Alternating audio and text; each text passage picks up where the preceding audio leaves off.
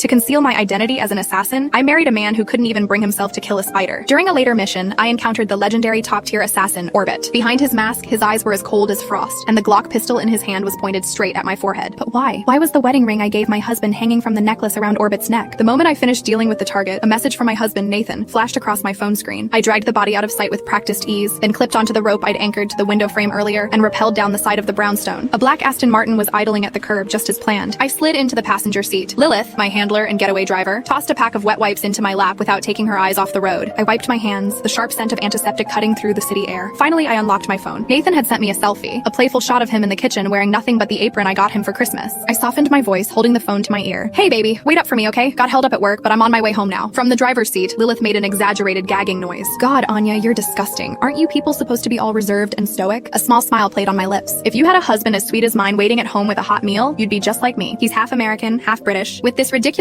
handsome face and a heart of gold. He has soft black hair, a gentle nature, and a chest I could get lost in. The moment I walked through the door, Nathan was there. Honey, you're finally home, he murmured into my hair. The light in the living room went out. I was getting scared and I don't know how to fix it. I melted into his embrace for a second before pulling away. Don't worry, I've got it. I hopped onto a chair and swapped out the dead bulb for a new one. For a woman whose personal best for blind assembling a Desert Eagle is 22 seconds, it was child's play. But my helpless husband looked at me with pure, unadulterated awe. You're amazing, Anya. I leaned down and kissed him. In my eyes, a man who could conjure up the feast laid out on our dining table was just as amazing. We sat down to eat, and I asked casually, so what did you get up to today, baby? Nathan paused for a beat, a fork halfway to his mouth, then smiled. Oh, you know, watered the plants, did a deep clean of the bathroom, then I started prepping for dinner. I couldn't resist. I snuggled closer, wrapping my arms around his waist and whispering in his ear. Dinner's over, ready for dessert? Without a word, he scooped me up and carried me to the bedroom. But just as his fingers began undoing the buttons of my shirt, he froze. You said you were working late, he said, his voice suddenly tight. Does working late now involve getting a man's tie stuffed in your pocket? My eyes widened as he pulled a wrinkled silk tie from my coat pocket, the murder weapon I'd used to strangle my target 2 hours ago. Nathan held me, tears streaming down his face. What did I do wrong? He choked out. Why would you need someone else? Is it because I don't have a job? I have savings, Anya, a lot. It's all yours. Honey, please don't leave me. His words were punctuated by desperate, ragged breaths, and my attempts to deny everything were lost in shattered moans as he moved against me. All I could do was hold him tighter. The next morning, I tried again, insisting that I loved him, only him, and that I would never, ever cheat. But I couldn't explain the tie. To prove my loyalty, I took the entire week off, clearing my schedule to stay home with Nathan. My life is a tightrope walk over a pit of danger, but I would never, ever allow my sweet, gentle husband to be exposed to any of it. His sadness deepened. Still, he cooked me lavish meals and told me with a determined look in his eye, it's not your fault. I believe you, Anya. You didn't cheat. It must have been some creep from the outside, trying to seduce you. That's why he would do something so sleazy, putting his tie in your pocket. I latched onto the excuse. You're right, baby. It was definitely my creepy coworker, but he has no chance. I can't stand those cold robotic tech eyes. I only love you. You're so gentle. You make me want to protect you. Nathan's hand, which had been struggling with a can of tomatoes, suddenly stilled.